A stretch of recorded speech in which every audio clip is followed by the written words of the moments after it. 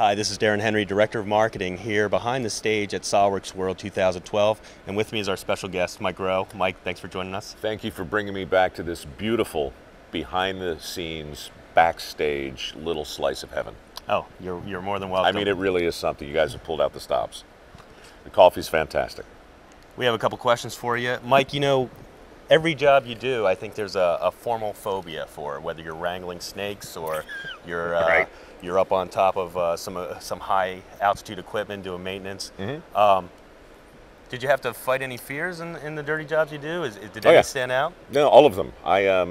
Dirty Jobs is not a show, at least from my perspective, about stunt junkies or pushing the envelope or any of that. I'm a fairly regular person, and if you're seeing something on screen that would sensibly frighten you, the odds are very good that I am appropriately horrified.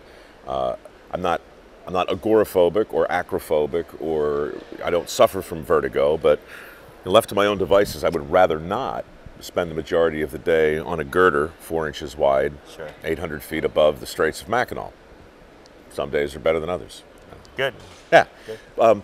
Mostly it's if you're with somebody who does it day in and day out and they're comfortable with what they do, my job is just to try it. I'm basically paid to try, not to succeed. Right. Paid to try. that should be on a shirt or something. You have, I think one of the things that the viewers can appreciate is the smells that you must encounter. And I know you've been through sewage, through seafood processing. Yes. What is the most lasting aroma impression that you've encountered? That's a good one. We talk often about feces from every species on the show, and it's true. Some smell worse than others. We can have that conversation if you want, but I think ultimately the smells that really stick with you are actually man-made.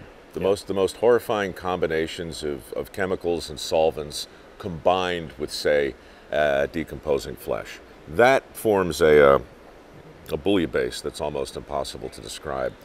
For instance, in Oklahoma, there's a place called Skulls Unlimited outside of Oklahoma City, and they prepare skeletons for museums and universities, right? So maybe you take a bear or a bison. There was a bison there the day I was there.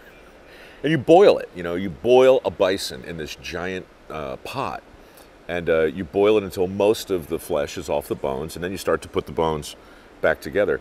But the water in which the bison is boiled absorbs all that once was the bison, and combined with whatever magical stuff they put into the pot to help cleanse the flesh away from the bones, that remainder has a smell to it. And it will get on your teeth, and it will get on your tongue, and it will get in the back of your mouth. And when we walked in, we were in there maybe 9 to 12 seconds. My sound guy looked at the camera guy. The camera guy looked at me. We all looked at each other, and those two throw up immediately. Just throw up immediately. I hesitated briefly, and then I threw up. Because I think it's Emily Post who says, if you're the only one not throwing up, it's rude. So that happens from time to time on the show, and when it does, you make the best of it. Gotcha. Because it's funny.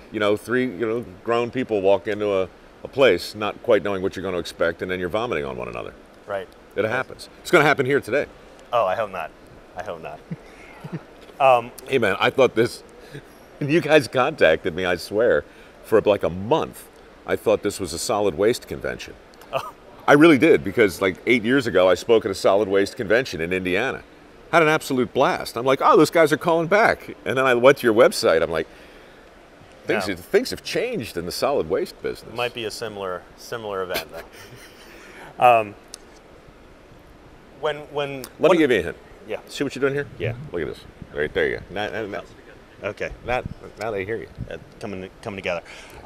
One of the things that always I appreciate on the show as an engineer is the innovations that we see. It's everything from the modifications to the equipment that they do. Yeah.